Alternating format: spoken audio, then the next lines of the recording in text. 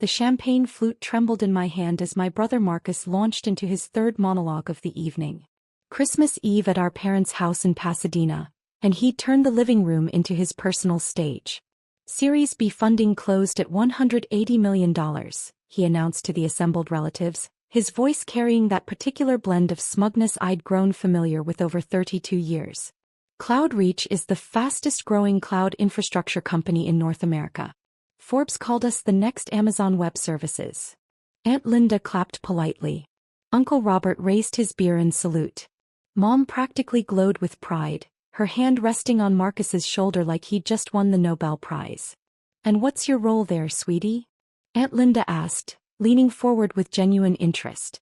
"Senior Product Manager," Marcus said, straightening his designer tie. "I oversee the entire roadmap for our enterprise solutions. The CEO values my input on everything. He actually texted me on Christmas Eve about Q1 strategy."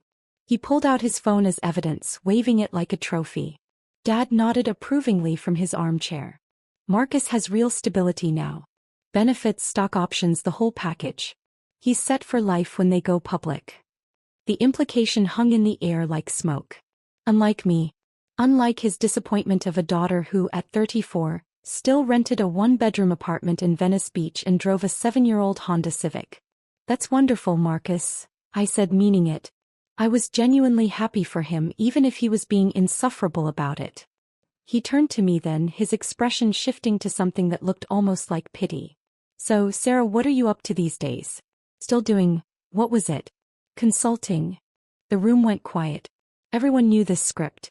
This was the part where Marcus established the hierarchy, where I was gently reminded of my place in the family pecking order. "Yes," I said simply. "Still consulting." "What kind of consulting?" Aunt Linda asked.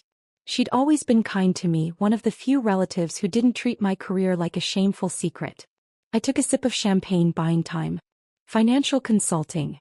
I work with startups, mostly helping them with growth strategy, that kind of thing." Marcus snorted. "Startups. God, that's a rough space right now. The funding environment is brutal. Half of them won't survive the next 12 months. He shook his head with exaggerated sympathy. "You must see a lot of failures." "Some," I admitted. "Well, at least you're trying," Mom said, her tone suggesting I was a child learning to ride a bike rather than a woman with an MBA from Stanford and a decade of experience. "Maybe Marcus could put in a good word for you at CloudReach. They must need consultants." The offer landed like a slap, even though she'd meant it kindly. My 32-year-old brother recommending me for a job. As if I needed his charity. "That's okay," I said, keeping my voice level. "I'm happy where I am." Marcus raised an eyebrow. "Really? Because I heard the consulting market is pretty saturated. What are you pulling in annually? If you don't mind me asking." I did mind. But the whole family was watching now, waiting for my answer. Waiting to quantify exactly how much of a disappointment I was compared to Golden Boy Marcus and his stock options. "I do all right," I said. "Come on, ballpark it." Marcus leaned back, enjoying this. "6 figures? Low 6 figures." My phone buzzed in my purse. I ignored it. "Marcus, that's not appropriate," Aunt Linda said gently. "What? We're family. Sarah knows I'm just trying to help. I mean, if she's struggling, maybe Dad could." He trailed off, letting the implication finish the sentence. Maybe Dad could help me out financially. Maybe they could all pitch in for poor Sarah who couldn't get her life together. The phone buzzed again. Then again. "Excuse me," I said, standing. "I need to take this." I walked out to the backyard, the cool December air a relief after the suffocating living room. My phone showed 3 missed calls from James Chin, CEO of CloudReach. And 2 texts. James Chin, "Sarah, emergency. Board is pushing for March IPO. Need to discuss acceleration timeline. Can we meet December 26th? James Chin. Also, your brother works here? Marcus Mitchell. Just found out. Small world. See you January 9th for quarterly review." I stared at the messages for a long moment, then typed back. "January 9th works. See you then." Through the window I could see Marcus holding court, probably explaining cloud infrastructure to relatives who had no idea what he was talking about. Mom hung on every word. Dad beamed with pride. They had no idea that CloudReach existed because of a $25 million Series A check I'd signed 18 months ago. That their Series B funding, the $180 million Marcus was so proud of, had come largely from the syndicate I'd assembled.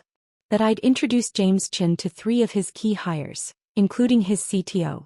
They had no idea that I was a partner at Apex Ventures, one of the most successful venture capital firms in Silicon Valley. That my portfolio was worth north of $3 billion. That I'd been named to Forbes 30 Under 30 in venture capital 4 years ago and had just been profiled in TechCrunch as one of the power players reshaping startup funding. They had no idea because I'd never told them. Not when Mom asked if I'd found a real job, yet. Not when Dad suggested I go back to school for something more stable. Not when Marcus started at CloudReach 9 months ago and immediately began treating me like the family charity case. I'd kept quiet for a reason. I wanted to see if they valued me, Sarah, their daughter and sister, without the validation of money or status. I wanted to know if they'd be proud of me even if I was just a struggling consultant. The answer apparently was no. I walked back inside.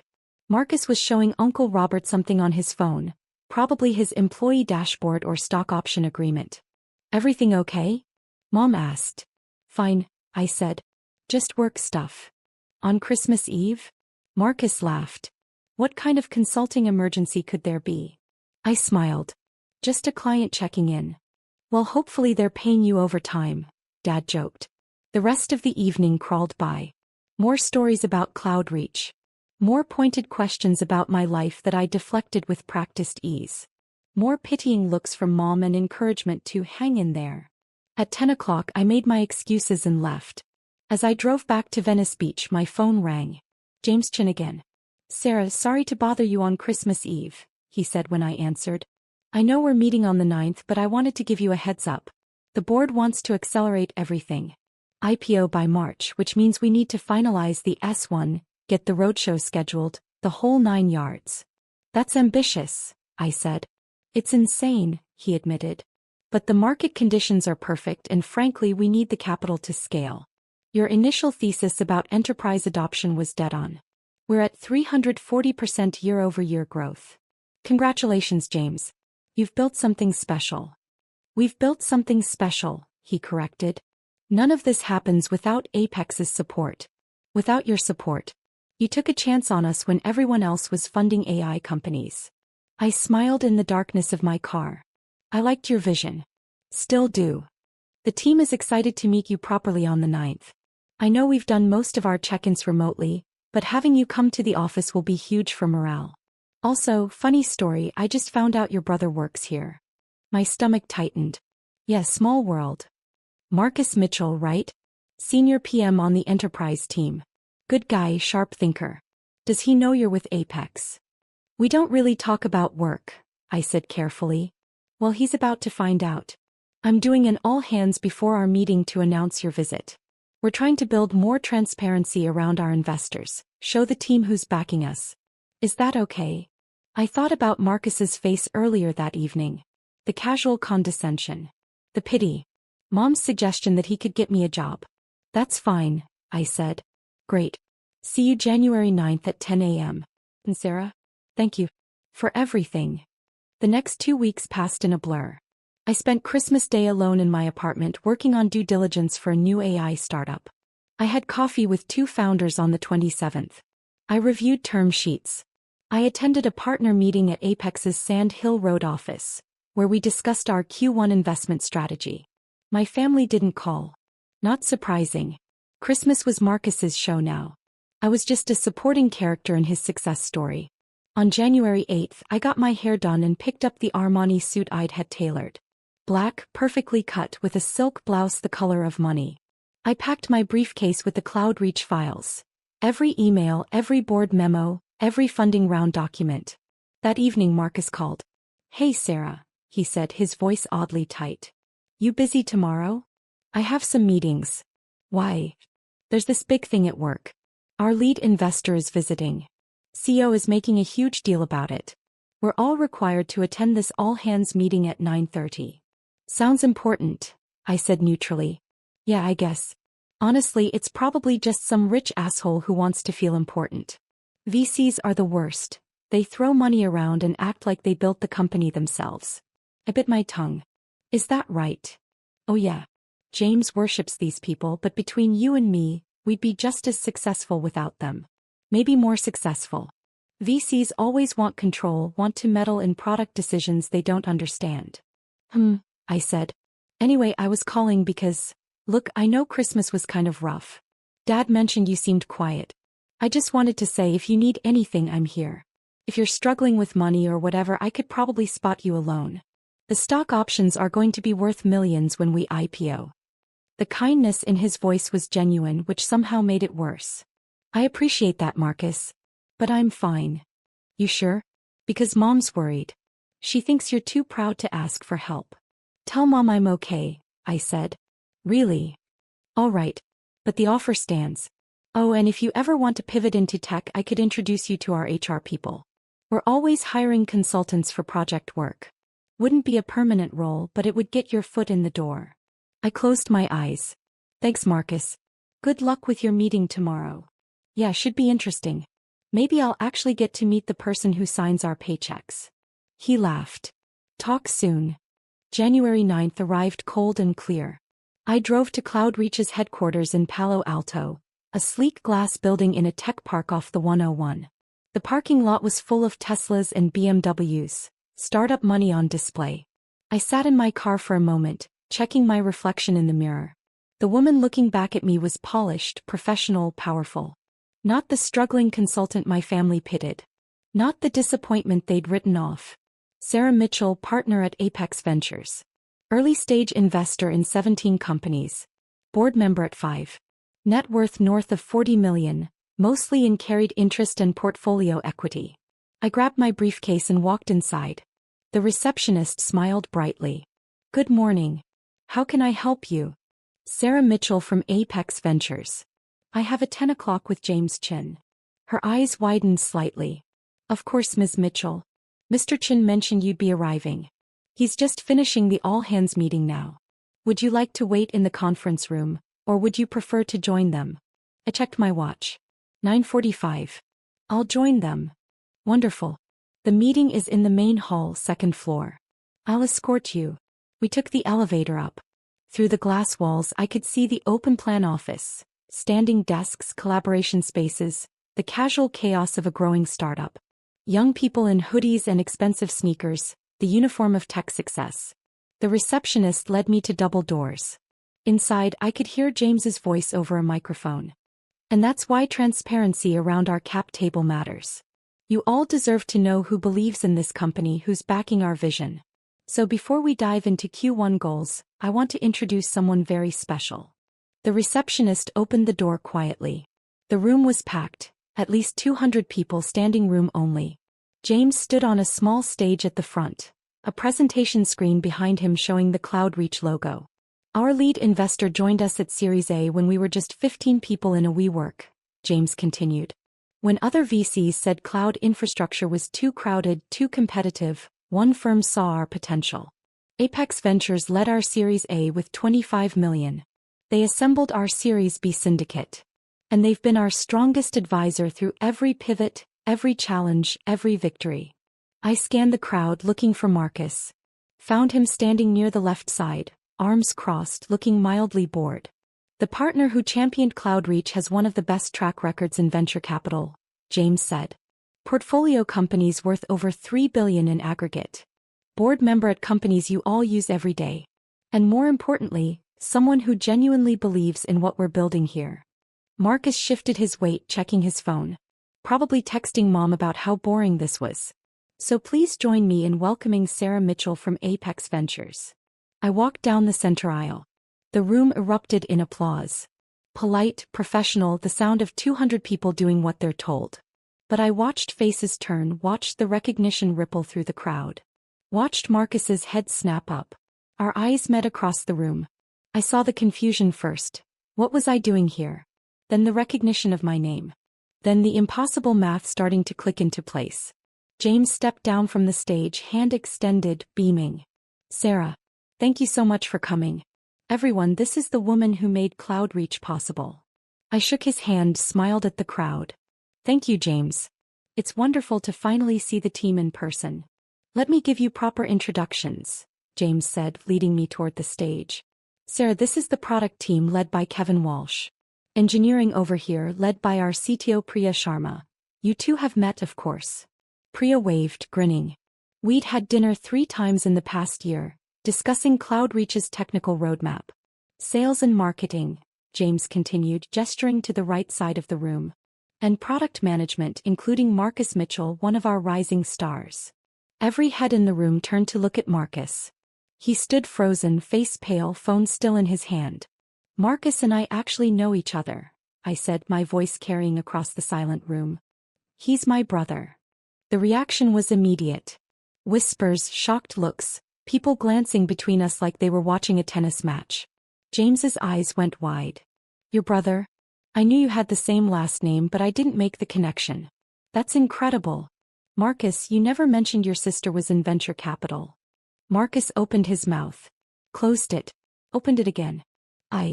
We don't really talk about work. Well, this is a small world moment, James laughed. Sarah, would you mind saying a few words to the team? They'd love to hear your perspective. I climbed the 3 steps to the stage. 200 faces looked up at me. Young, hungry, brilliant. The future of tech assembled in one room. And in the middle of them, my brother looking like he might be sick. Thank you, James, I said into the microphone. And thank you all for building something extraordinary. When James first pitched CloudReach 18 months ago, I knew immediately this was special. Not because of the technology, though that's best in class, but because of the vision. The understanding that cloud infrastructure isn't about speeds and feeds, it's about enabling the next generation of innovation. I clicked to the next slide, which showed CloudReach's growth metrics. You've exceeded every projection we made. Revenue is up 340% year over year. Customer retention is at 98%. You've gone from 15 employees to over 200. You've built something that will define the industry for the next decade. More applause. I let it die down before continuing. At Apex, we invest in people, not just products. We back founders who have the courage to see what others miss. And we partner with teams who have the discipline to execute. CloudReach has both. That's why we led your series. That's why we assembled your Series B syndicate. And that's why we'll continue to support you through the IPO and beyond. I paused, looking directly at Marcus. Some people think venture capital is about throwing money around. But it's not. It's about belief. It's about seeing potential before anyone else does. It's about taking risks on people who might not look successful yet, but who have the vision and drive to build something incredible. Marcus's face had gone from pale to red. So congratulations, I finished. To everyone in this room. You're part of something special. And I'm honored to be along for the ride. The applause was genuine this time, enthusiastic. James took the microphone back, launching into a discussion of Q1 goals. I stepped off the stage and immediately people approached me. Engineers wanting to discuss the technical roadmap, product managers pitching features, everyone wanting a moment with the person who'd believed in them. Marcus didn't approach. He stood rooted to his spot, staring at me like I was a stranger. The all-hands meeting ended at 10:15. James ushered me to a conference room where the executive team waited. CTO, CFO, VP of Sales, VP of Product. We spent 2 hours reviewing the IPO timeline, discussing board composition, planning the roadshow. At noon, James walked me back to the lobby. That went better than I could have hoped, he said. The team is energized. And having you here, seeing that our investors are engaged, it matters. Happy to help, I said. CloudReach is one of my favorite portfolio companies. You should be very proud. We couldn't have done it without you. He hesitated. Can I ask, what's the deal with your brother? He looked like he'd seen a ghost. I smiled carefully. Family dynamics. We don't talk about work much. Fair enough. Well, he's lucky to have you. Must be inspiring having a sister who's accomplished so much. I didn't correct him. As I walked to my car, my phone exploded with messages. 7 texts from Marcus. 3 missed calls. 2 voicemails. I listened to the first voicemail in my car. Sarah, what the fuck? You're a venture capitalist? You're a partner? At Apex? You've been lying to us for years. Call me back. Now. The second voicemail was quieter, shakier. Sarah, I don't understand. Why didn't you tell us? Why did you let us think? Mom is going to lose her mind when she finds out. Dad too. You need to call me. Please.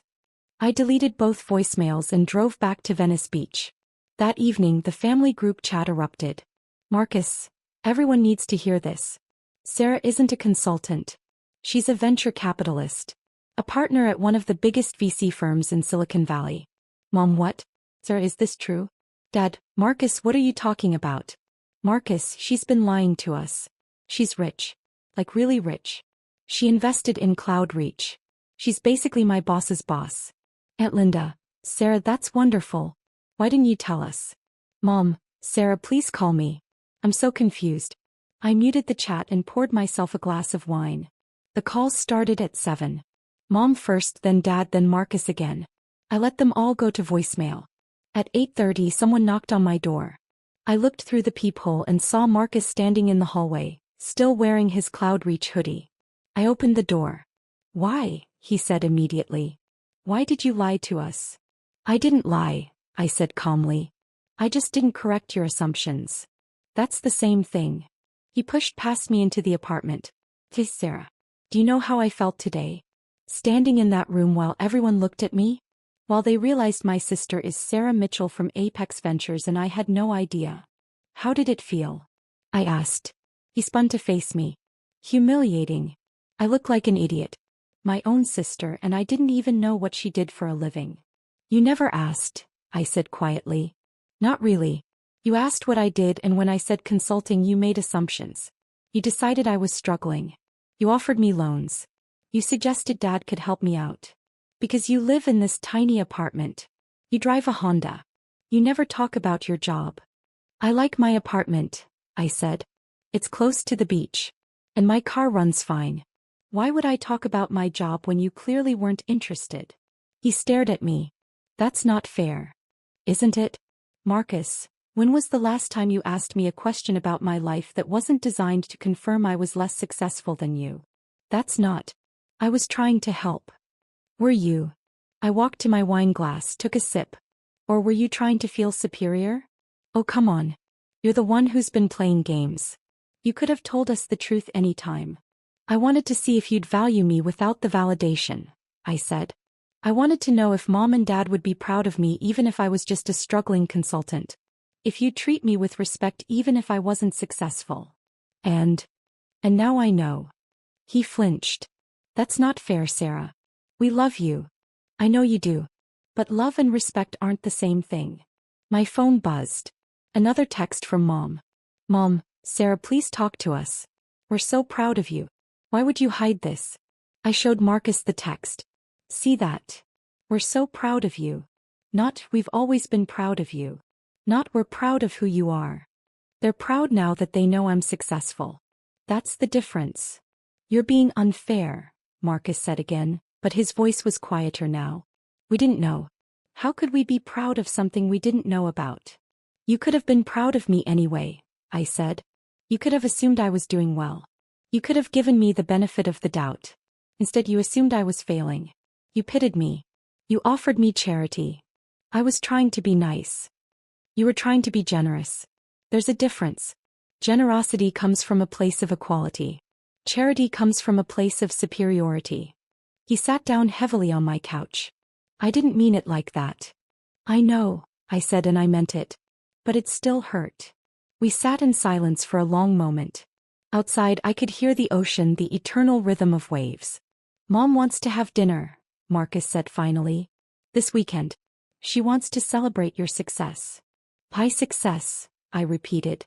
Not me. My success. Sarah. I'll think about it, I said. He stood looking lost. I'm sorry. For what it's worth. I didn't realize. I should have asked more questions. I should have been a better brother. Yeah, I said. You should have. He left without another word. The calls continued for the next 3 days. Mom crying, saying she was so proud, asking why I'd hidden this from them. Dad gruff, saying he'd always known I'd make something of myself, even though we both knew that was a lie. Aunt Linda genuinely happy, asking if we could have coffee. I called her back. We met at a cafe in Santa Monica. You look good, she said, hugging me. Powerful. I feel tired, I admitted. I bet. She ordered us both coffee. For what it's worth, I always suspected you were doing better than you let on. You had that look. What look? The look of someone who has nothing to prove. Your brother has always been desperate to impress everyone. You never were. That told me everything I needed to know. I smiled. You're the only one who noticed. Your parents love you, she said gently. But they're not very perceptive. They see what they expect to see. Marcus was always the golden child.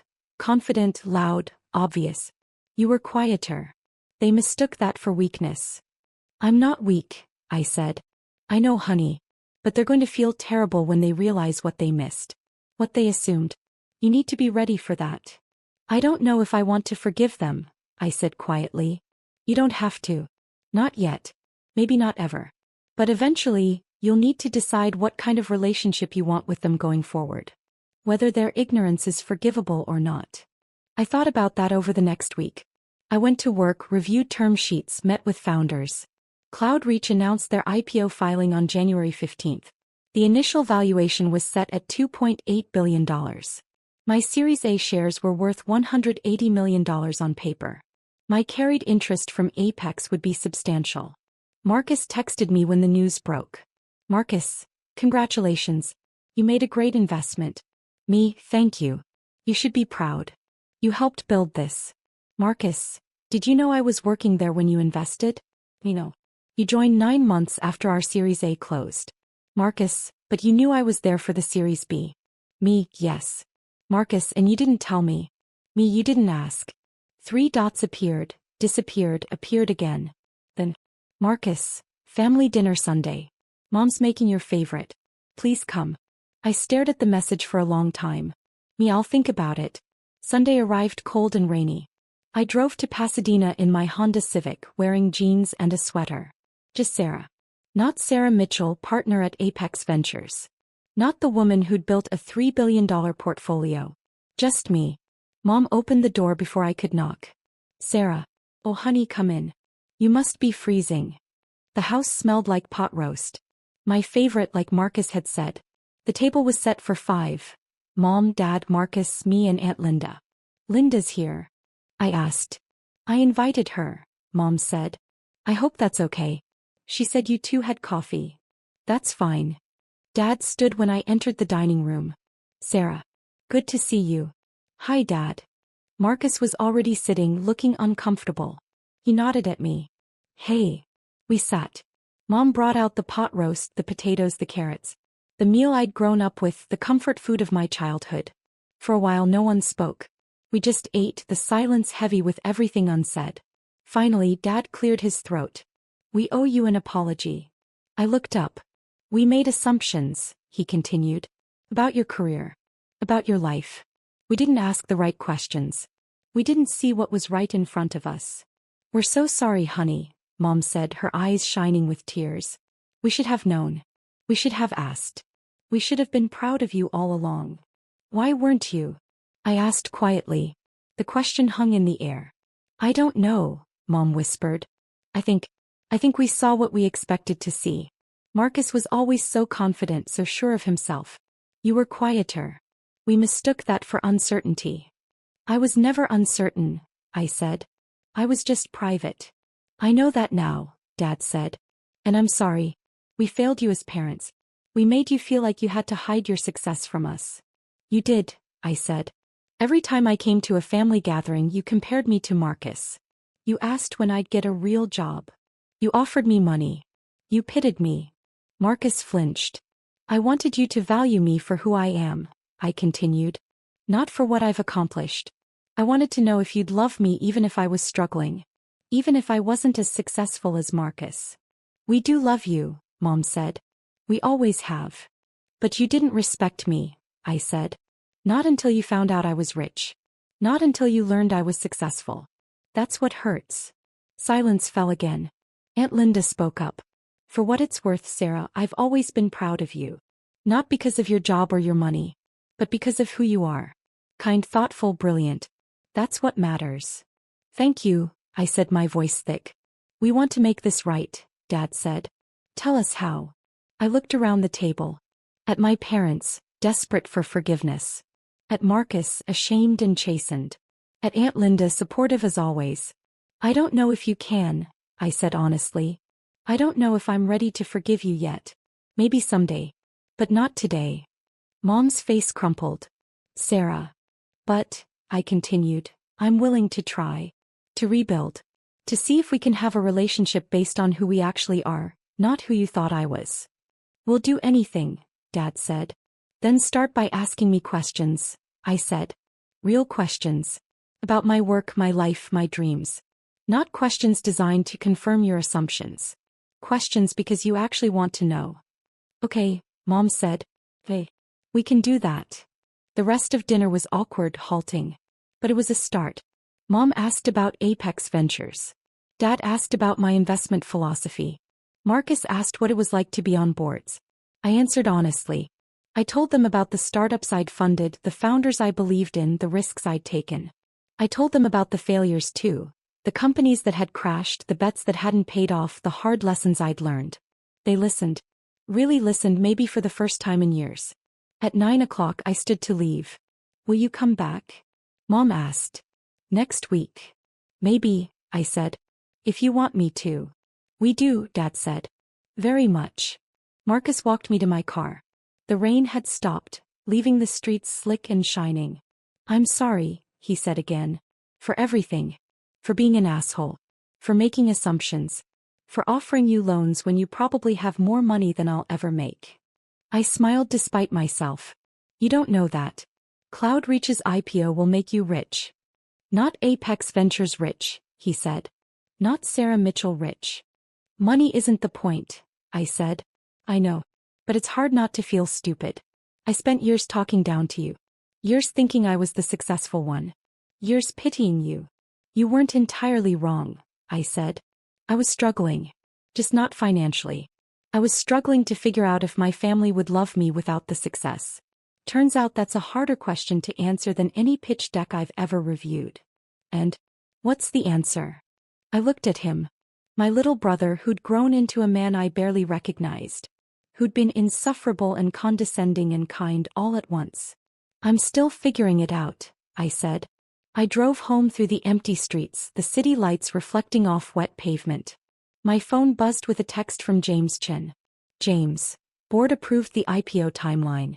Roadshow starts in February. Thank you for believing in us when no one else would. I smiled and typed back. Thank you for building something worth believing in. The Cloudreach IPO happened on March 12th. The stock opened at $42 and closed at $68. The company was valued at $3.9 billion. My Series A investment was now worth $247 million on paper. I didn't go to the opening bell ceremony. I watched from my office at Apex, surrounded by my partners, celebrating another successful exit. Marcus called that evening. My options are worth $4.2 million, he said, sounding dazed. I'm a millionaire. Congratulations, I said, meaning it. Sir, thank you. I know you didn't invest because of me. But still. Thank you. You earned it, I said. You helped build that company. Be proud of what you accomplished. I am, he said. And I'm proud of you too. For what it's worth. I should have said that years ago. Yeah, I said. You should have. Better late than never? I thought about that. About forgiveness and family and the complicated math of love. Yeah, I said finally. Better late than never. We hung up. Outside my window, Sand Hill Road stretched toward the horizon, lined with venture capital firms that had shaped the technology landscape. I was part of that world now. I'd earned my place at the table. But I'd also learned something important. Success without recognition is still success. Worth without validation is still worth. I didn't need my family's approval to know my value. But it was nice finally to have it anyway. My phone buzzed one more time. Mom in the family group chat. Mom, family dinner next Sunday. Sarah, please bring pictures of your work. We want to hear all about Apex Ventures. We want to know everything. I smiled and typed back a single word. Me okay. It wasn't forgiveness. Not yet. But it was a beginning. And sometimes a beginning is enough.